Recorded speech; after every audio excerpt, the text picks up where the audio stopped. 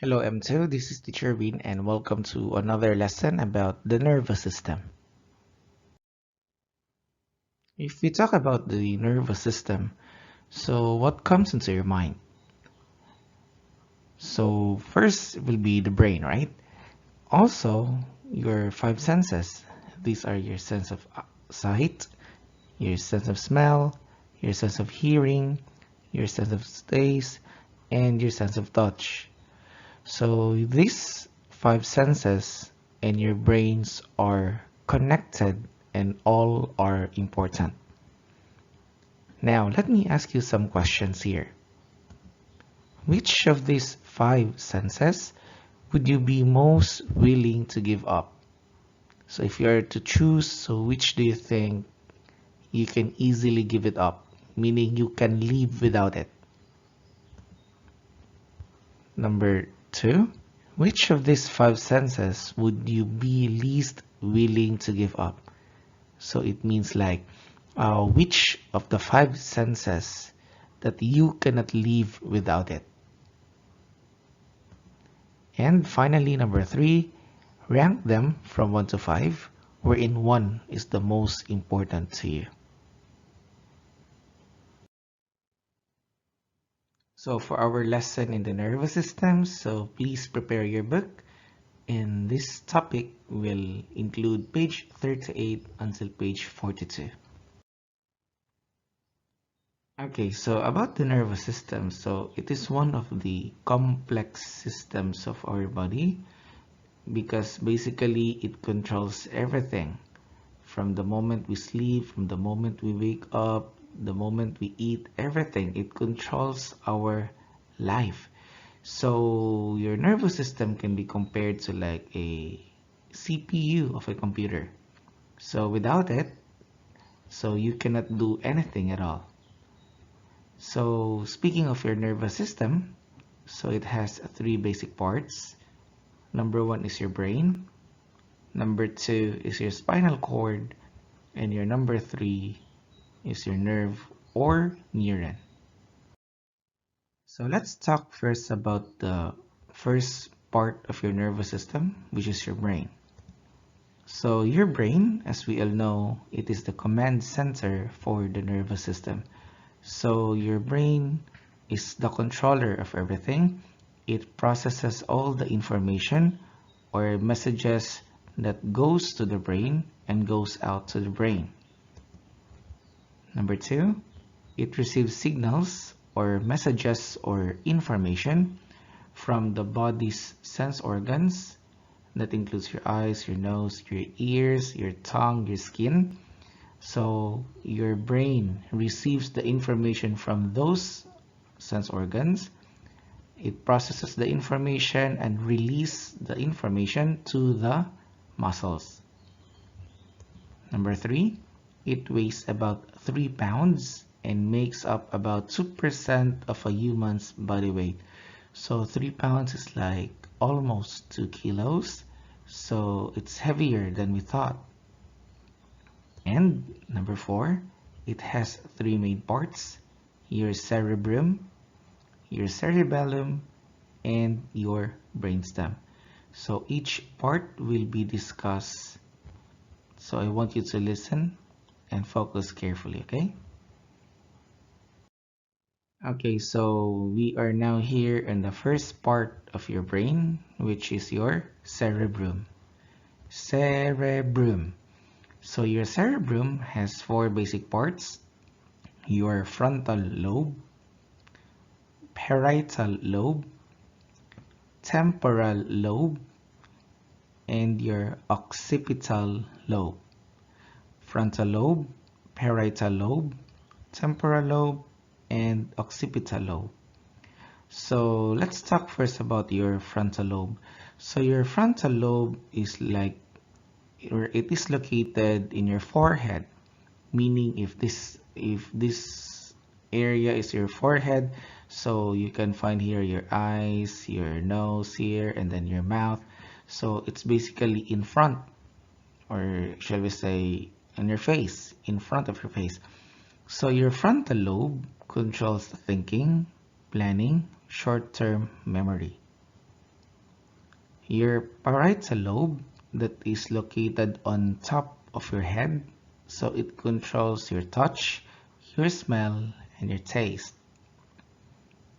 Your occipital lobe that is located at the back of your head, so it controls your visual activity, so meaning this is where you can find your ability to see, so it is in your occipital lobe.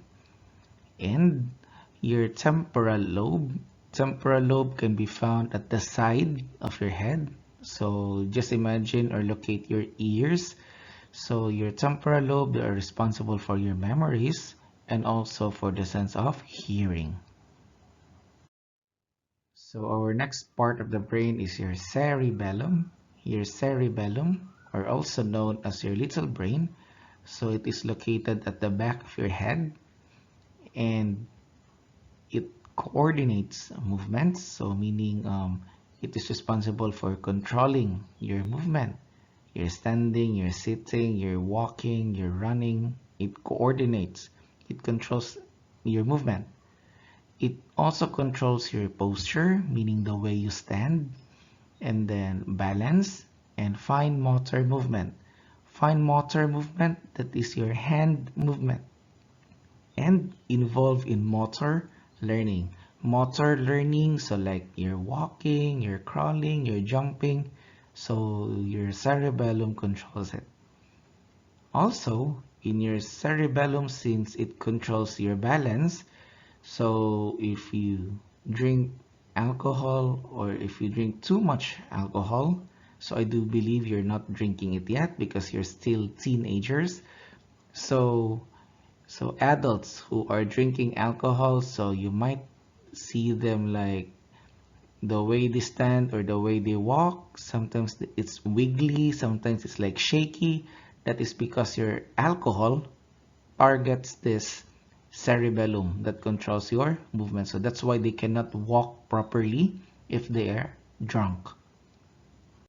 And finally, your third part of your brain is your brainstem. So it's located below your brain or below your cerebellum. So what does it do? So your brainstem is responsible for the autonomic functions.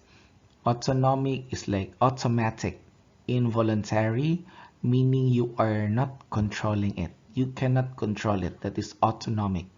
So that includes breathing, your blood pressure, and your heart rate. So I think you've noticed this one that you cannot control this one, your blood pressure and your heart rate, right? So that is your brainstem's function. That is to regulate, to control them so that you don't have to think, you don't have to like, oh my god, I forgot to control my blood pressure, or I forgot my heart rate, I forgot my letting my heart pump blood. So everything is automatic. So it is your brainstem that is responsible for it. So you don't have to think of it all the time. Also, so it allows the passage of nerve fibers between your brain and your spinal cord. So your brainstem is like the bridge that connects your upper body and your brain. Okay, now we're done with your brain. So let's go now to the second part of your nervous system, and that is your spinal cord. So your spinal cord is located at the back, okay, of your body. So your spinal cord is like the main cable. You just imagine the wire. So the wire that is connected or an extension of your brainstem, so which allows to process or gives information to your brain. So information that is going to the brain and away from the brain. And your spinal cord is very soft, so it is protected by a bone, and the name of that bone is spine. So you're in your screen right now, so you can see here the parts of your spinal cord. You have your cervical, your thoracic, your lumbar, your sacral, and your coccygeal spinal cords. So I'll just make it simple. Your cervical spinal cord, they are located at the back of your neck. So if you touch your neck, that is your location of your cervical spinal cord. Thoracic spinal cord, that is located at the back of your chest. Or if you cannot imagine where's your chest, okay, the back of your breast, okay, or the back of your lungs. Okay, so there are many ways to imagine where's the location of your chest. And lumbar, your lumbar is around your waistline. And then your sacral and your coccygeal spinal cord, that is location, or you can find them at your hips. So again, this spinal cord from cervical down to sacral, it is protected by your spine. So on the next slide, you can see what will happen to your spinal cord if there is any damage. So your spinal cord is technically located at the back, and it is protected by your spine, because any small injury to your spinal cord can have a big effect in you. So looking at the picture, your cervical area is at the back of your neck, right? So if you have any injury in your neck area, so the chances are you might die, or you cannot control your arms, your legs, or you cannot move at all. If your damage is at the back of your chest, so you cannot walk, also your upper half of your upper body is paralyzed, so meaning you cannot twist your body, but you can still control your arms.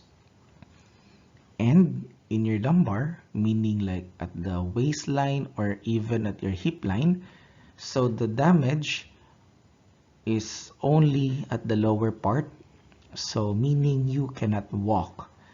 So in short, any damage in your spinal cord injury will affect your ability to move, especially your walking ability. So that's why you have to take good care of your spinal cord. And the third part of your nervous system is your nerve. So your nerves, so they receive and send messages between the body and the brain. So your nerves are like your small wires that's connected to the main cable, which is your spinal cord. Also, if you talk about the nerves, so it has like the basic parts. So that includes your dendrites. So this whole thing here is your dendrite. And then this whole thing also is your axon. So dendrites, axon, dendrites, axon. So your dendrites, so they are the receiver of the messages. Your axon, they are the sender of the messages. So you just imagine that these nerves here are connected to each other. So information, so will get inside your dendrites, and then will be released to your axon. And then on this side also there's another dendrite, and then axon, dendrite, axon, dendrite, axon. So that's how they work. That's how they are connected. So it's a very, very long chain, very, very long link of receive, send, receive, send, receive, send.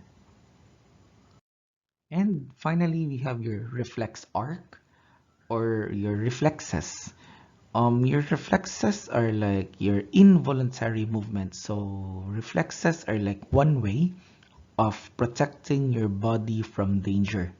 So what you can see right here on screen is like a person who is going to touch this candle.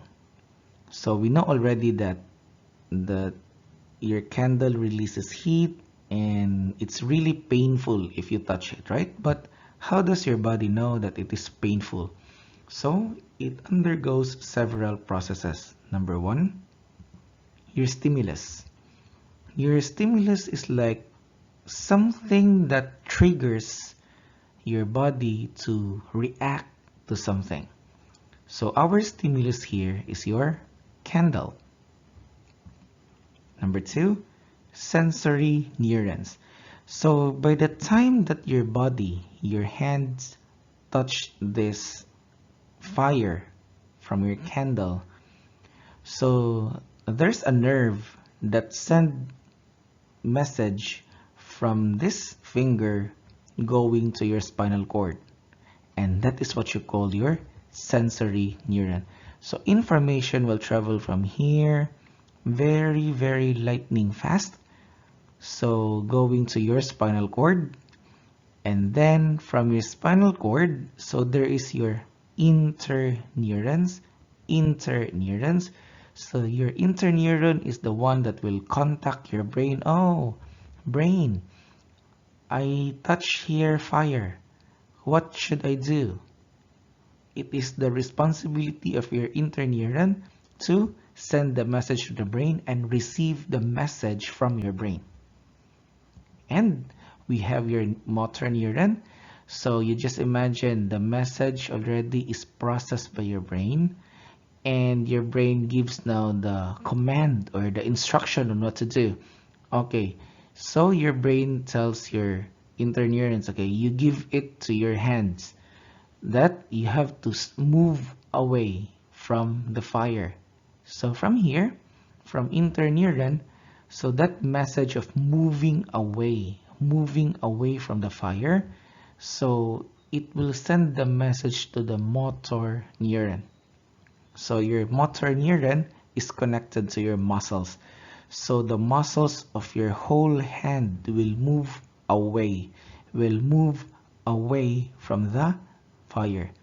And that is what you call your response. So moving away is your response. So again, so you need stimulus for your brain to react. So your stimulus is the fire, the message will be passed through your sensory neuron, interneuron to the brain will process it. Okay, I feel that there is fire, so you should do this one. So the message will be sent to your interneuron, then your muscles will react. Your muscles will move depending on the message from interneuron going to motor neuron, and the reaction you made is your response. So for this topic, I'll be giving you 3 homework. First homework is your Mastering Science book. Please answer pages 43, 44, and 45. Your second homework is making a mind map. So use an A4 paper to share what you've understand about the nervous system. So please include the parts of the nervous system and also how to take care of your nervous system. And your third homework is make a research note about a disease of the nervous system. So in your notebook, please follow this format: name of disease, and what is it? You have to describe the disease. Number 3, what are the signs? How will you know that you have this disease? And number 4, how do you protect yourself from that disease? So that's all for the nervous system M2. So I hope you've learned from me about a short lesson about the nervous system. So please do your homework, take a picture, and send it to the line group.